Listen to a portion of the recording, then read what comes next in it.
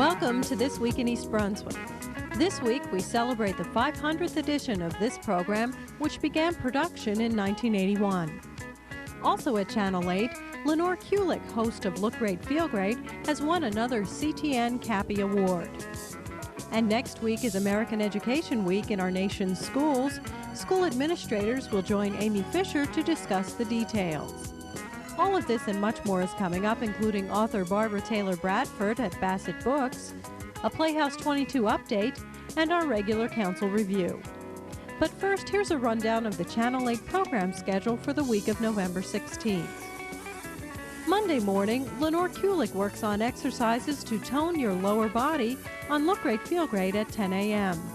At 10:30, preschoolers listen to stories about lost and found with children's librarian Mary Kazakowicz on Stories from the Library. Tuesday night at 7 o'clock, Stuart Davis discovers what it takes to maintain a safe household environment on Real Estate Quarterly. You and Your Money follows at 7:30 with a year-end financial overview. Judith Lebline learns everything she needs to know about fishing on Exercise the Right Choice at 8 o'clock. Wednesday evening, Dr. John Kopko features Integrated Language Arts on Spotlight on Education at 7:30. At 8 on Wednesday, Laura Ivan discusses nutrition and eating disorders on 18 Growing Up in East Brunswick. Thursday night at 7 and 8 o'clock, join us again for This Week in East Brunswick. And at 7:30, Steve Sackman gives a cardiology update with Dr. John Costis on Let's Talk Health. At 8:30 on Thursday, tune in to Channel 8 for information about proposed changes for the community beach on Dunham's Corner Road. On Saturday, watch all of the week's programming beginning at 9:30. This edition of This Week in East Brunswick is show number 500. Production of this program was begun in 1981 by Channel 8's founder, Kevin O'Rourke.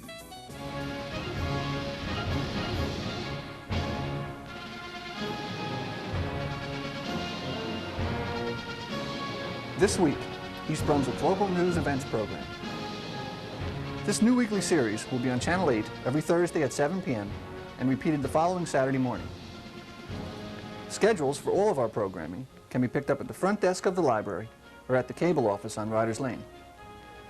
We would appreciate your input and suggestions as to events and newsworthy items in town that the Channel 8 crew might cover. We won't be able to accommodate everyone, but we plan to do our best to give our audience wide-ranging and interesting coverage throughout the year. For your comments and suggestions, please call Kevin O'Rourke or Arthur Guitars at the library's video studio, 254-1220. Thank you very much. Today on the first show, we'll take a look at the Memorial Day Parade, the crowds and the participants. The warmest day of the year brought out record crowds to view the largest parade ever in East Brunswick.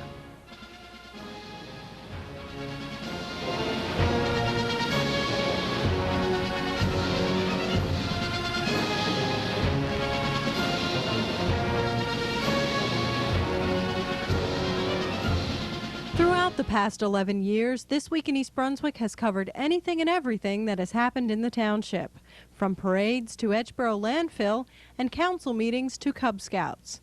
In a recent Channel 8 programming survey, This Week in East Brunswick was rated the most watched program by over 70% of those interviewed.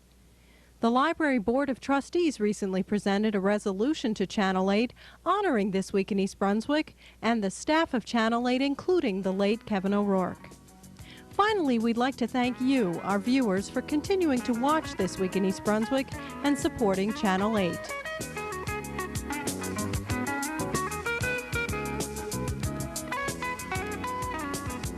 Hi, I'm Steve Sackman, and with me today is Lenore Kulek, a winner of a CTN or Cable Television Network Cappy Award. Welcome, Lenore. Hi, Steve. Now, this being your most recent award, tell us what you won this for. What show? Well, it's for Look Great, Feel Great, my beauty, health, and fitness show that we produce right here from Channel 8. And it's for Community Service Best Series. Best Series? In the Today's Life category. And compared, what was it up against? What types of program was it up against? Well, other than what they call Today's Life category, anything that deals with current issues that people are interested in. So there are a lot of other shows in that category. Okay, you don't have to name them all, don't worry. You had won several awards prior to this. Yes. 5 all told. Okay, 4 5. before this, but it's a thrill every time. Okay, and what were the other ones for? Well, also for best series, that seems to be the best.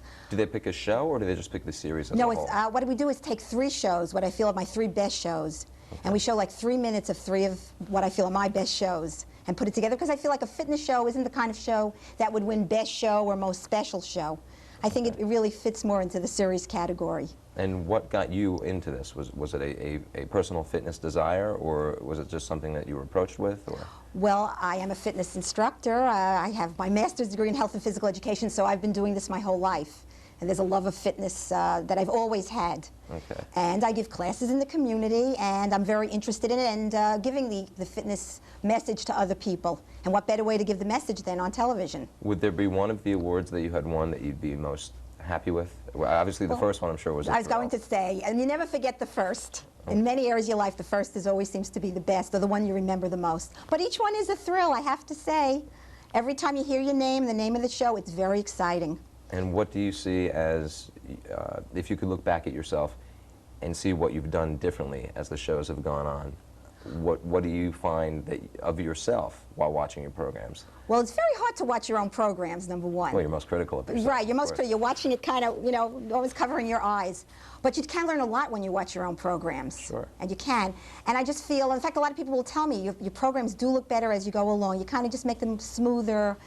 They work better, and also you're more relaxed as you keep doing many. And I've done about 280 shows 280? so far. Yes. Okay. I think they told me I did the most shows of anyone from Channel 8. I did a lot of shows, and after a while you relax a little bit more, enjoy more stamina. Right. You enjoy them a little more, and I think it comes across that you're relaxed and enjoying it, and it makes for a better show. Okay. Now you mentioned also fitness and beauty. Aside from your obvious pretty I love looks, it. I love it. what kind of aspects of beauty do you get into? Well, for one particular program I was thinking of, where we did Find Your Color Season, that was very popular, for example. And that was clothing? Well, it was really finding colors that look best on you, and had an expert, and she showed how you tell whether you were a winter or a summer, and the colors that would look best on you. We had done something like that. Or I had a hairstylist on, and for how to find the right cut for yourself, that type of thing. Because I feel fitness, health, and beauty are all interrelated. Now, do you mix programs, for instance? Would there be, I know as I viewed your program, there are times in which you're doing the aerobic workouts, which I think was probably what you started with at the beginning. And then did you work beauty into that, or was the concept of the program at the very inception of it that of beauty and fitness together in one program? From the inception, it was beauty, health, and fitness. Because as I say, I feel they're interrelated. That a healthy person is a more beautiful person, and you're a more fit person. I feel the 3 go together. Now, your program, and unfortunately we're running a little bit out of time, your program, just so everyone knows, is not just broadcast here in East Brunswick. It's broadcast throughout New Jersey, is it not? Yes, on CTN. It's throughout all of New Jersey. So rather than the, I believe we have 11,000 viewers in East Brunswick, you're looking at somewhere over a million Over viewers. a million. So you are a New Jersey star. Folks, we have a New Jersey star right here in the studio right now. And one more thing I'm going to ask you is that of your outfits, which are always very fashionable. Thank you. Do you go shopping for them yourselves, or do you have someone who is a fashion consultant for you, perhaps, being a star as you are? Well, I'm my own fashion consultant, but I do have people who will provide the outfits, because they would like them to be seen on television. And, of course, I do pick them also myself. So it's a combination. Well, Lenore, we are now out of time. I want to thank you very much. That went so fast. Well, fun things go fast. Thank you very much for joining us. For This Week in East Brunswick, I'm Steve Sackman. Thanks. We'll see you next time.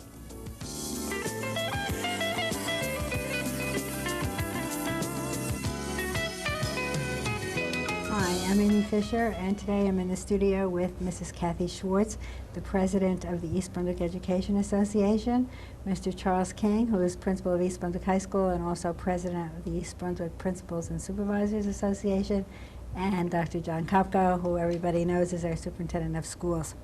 American Education Week is November 15th through the 21st, and as usual, I know you've planned a lot of activities. Could you tell us about some of them? I'll start with you, Mrs. Schwartz. Oh, certainly. One of the reasons why we plan activities is to publicize the week so that people are aware of it. So some of the things that I'll talk about are things that we've done in order to do that. What we've done is we've arranged to have displays in each of the school's media centers, as well as a display in the public library, and the purpose of the display is to announce that it is American Education Week. We have also had, or Channel 8 has run 3 public service announcements for us. These announcements were recorded by an administrator, a teacher, and a secretary from our district, and the message that they are communicating is that this is American Education Week and it should be celebrated. Finally, the East Brunswick Board of Education and the East Brunswick Town Council both have signed proclamations declaring that this week is American Education Week. We hope that all of those things will bring some publicity to the week. Great. And what about you, Mr. King? What else do you have in mind? Well, in addition to what Kathy said, I had the pleasure of being at the Township Council and receiving that proclamation and also at the board meeting. And I think that's, the message is that education is terribly important.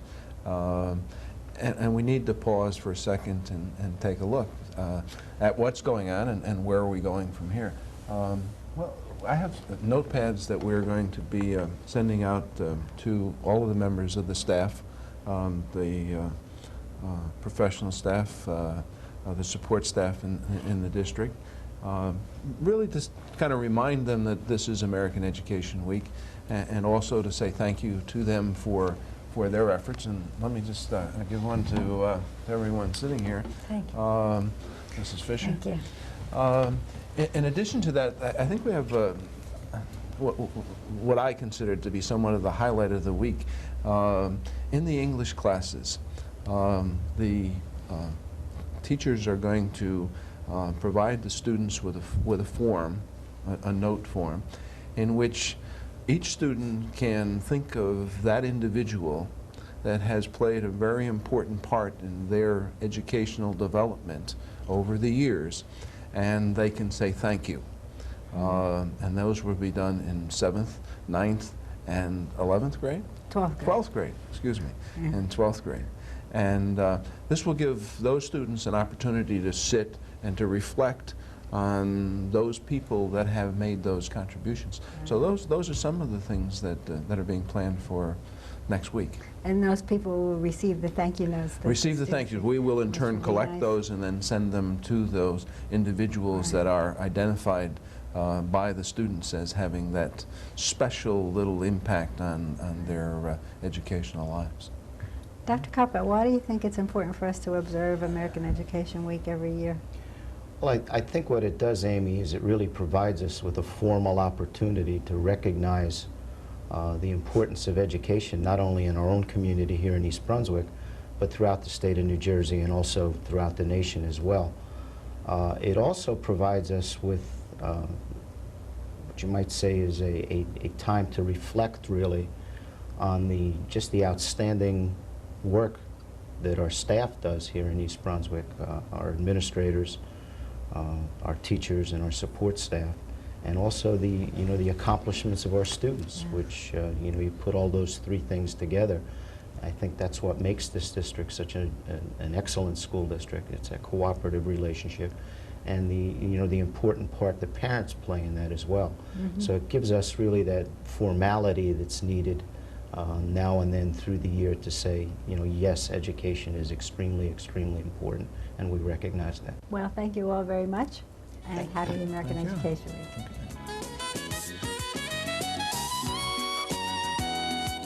Hi, I'm Dolly Baster with your Playhouse 22 Arts Update, and seated with me is the president of the East Brunswick Community Players in Playhouse 22, but more than that, he is the director of Social Security, which opens this weekend, and he is my old and dear friend, Don, with 2 N's, Gordon. Good morning, Dolly. Dum-dum. Or should I say, hello, Dolly? Yes, yes. Okay, Don, Social Security opens this weekend. Now, outside of both of us receiving checks, what is Social Security about? Well, it is a comedy. So are the checks. Well, I've only gotten the first one, so I'm not used to this. Still not funny yet. The money's good, though.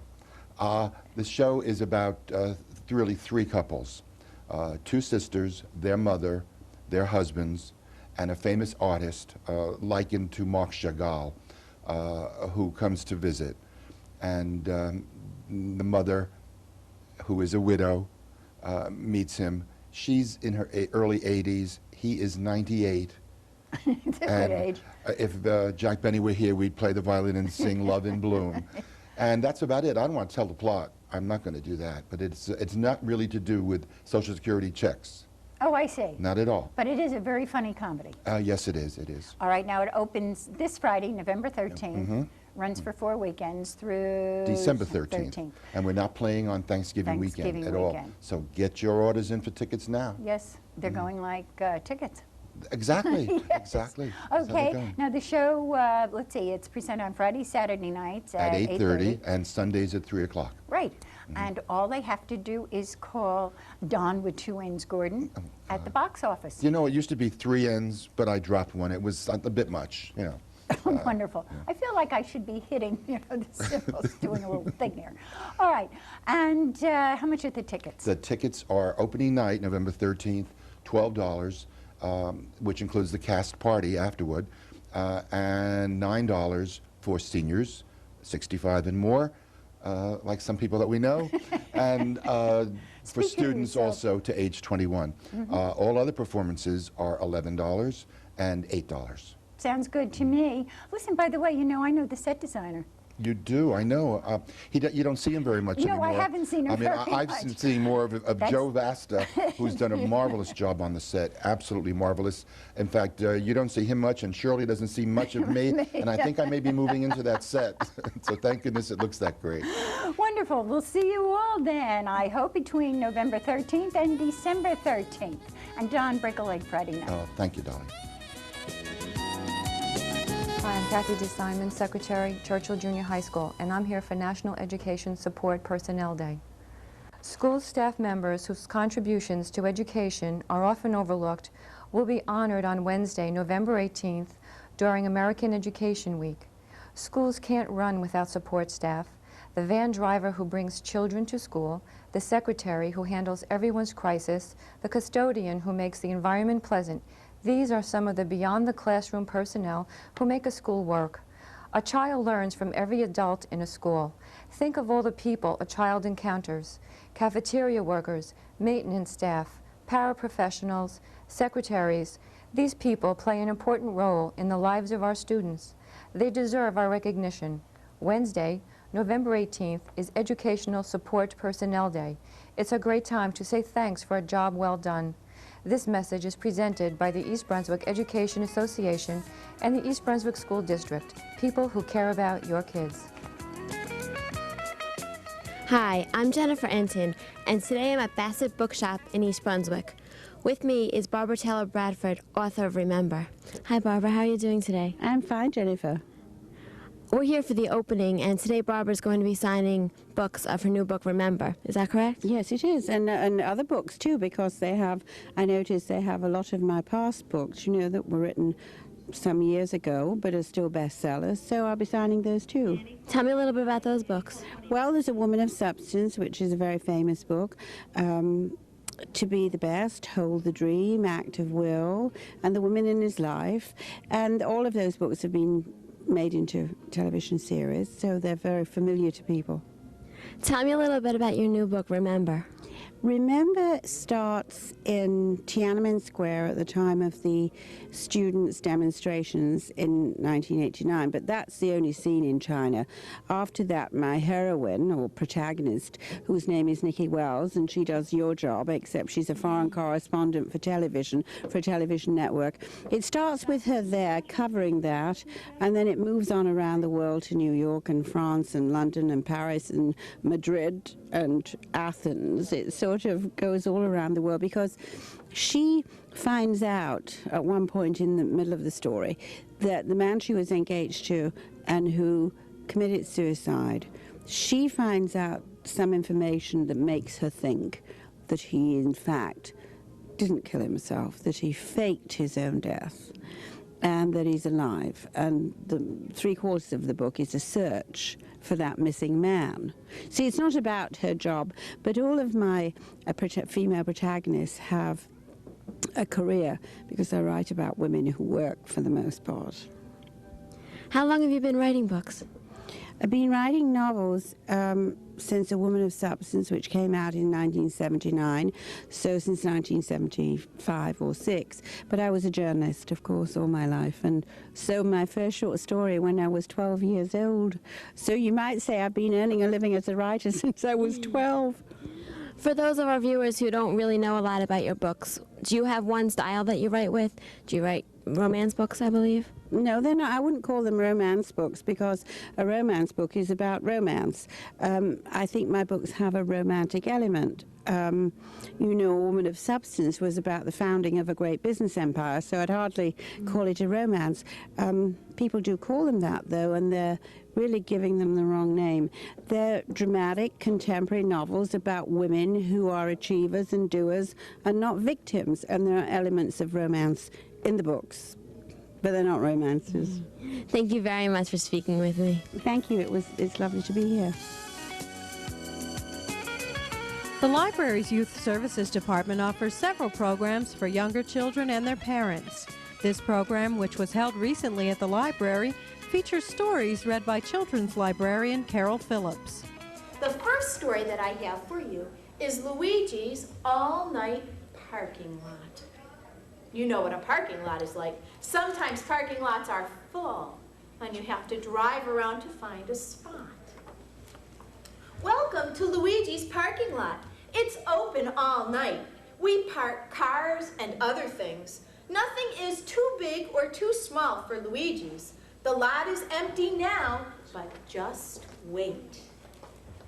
If it stops and goes, it's welcome at Luigi's, even a London bus. No lines, no waiting, just roll right in.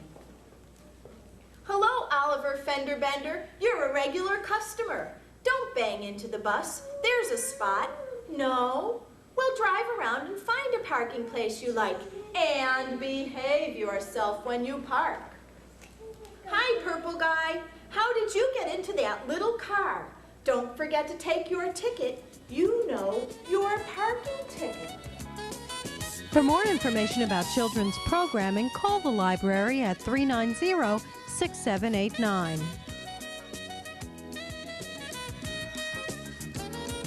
As you might have seen earlier in the program, the week of November 16th is American Education Week. At Monday's council meeting, Mayor Ira Oskowski presented a proclamation to East Brunswick High School Principal Charles King and to elementary school teacher Sharon Kropofka. Whereas the future of our democracy and the health of our economy depends on the quality of education our public schools provide, and whereas the 50 governors and the President of the United States affirmed education's importance by establishing our 6 national educational goals, and whereas America's public schools remain the chief vehicle for turning the dreams of our nation's students into realities, and whereas the learning environment has changed over the past decade and deserves a re-examination as well as a re-evaluation, now therefore we proclaim that I, Ira Oskowski, Mayor of the Township of East Brunswick, do hereby proclaim November 15th through November 21st, 1992 as American Education Week in East Brunswick. Thank you. Thank you very much. Also at Monday's meeting, Dr. Michael Rushneck of the Central Jersey Health Advisory Board gave a report to the council of the board's recent progress. He cites the major problem that the board faces right now is finding a stable funding source to provide money to back health studies they plan to conduct.